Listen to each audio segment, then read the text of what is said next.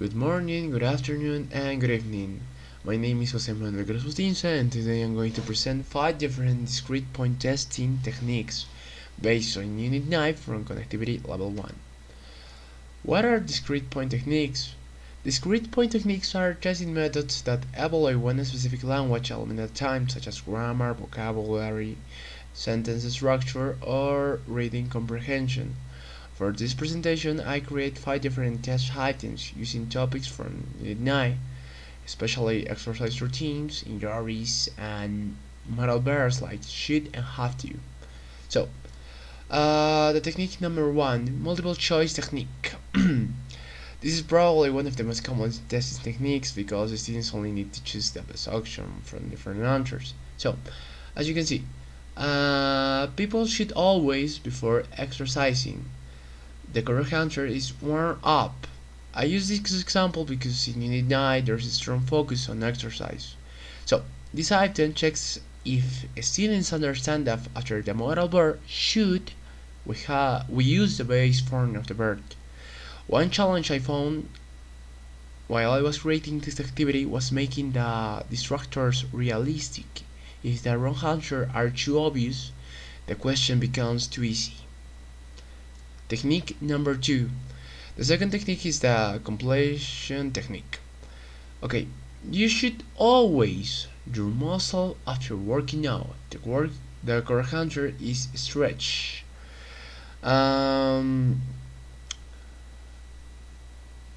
assesses the vocabulary and understanding of workout routines. One challenge is that sometimes students can think of different possible answers. The technique number 3, rearrangement technique. The third technique is also known as scrambled sentences. Here, students organize words into the correct order to form a sentence. So, should cool down after exercise. You should.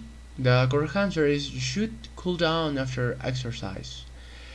I based this a sentence on the workout advice from Unit 9.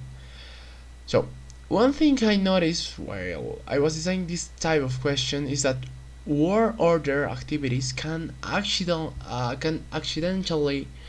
allow more than one answer if they are not carefully written. Because of that, I try to keep the structure clear and natural. So, technique number 4, combination technique. In this activity, students combine two short sentences into one longer sentences using a connector. Test: combine the sentences using because. Mile Carson trains soccer players. She teaches them how to avoid injuries. The correct answer is Miley Carson trains soccer players because she teaches them how to avoid injuries. This technique is useful because it checks grammar and logical connections at the same time. But one difficulty is that the students can sometimes create many grammatically correct combinations.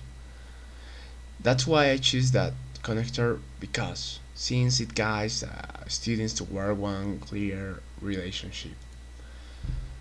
The technique number 5, word forms technique. Students use the correct grammatical form of a word.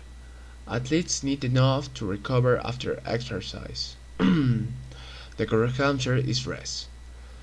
So, I think this technique is interesting because it tests vocabulary and grammar together. At the same time, it can be difficult to design because sometimes different words of the word may look correct. Okay, in conclusion,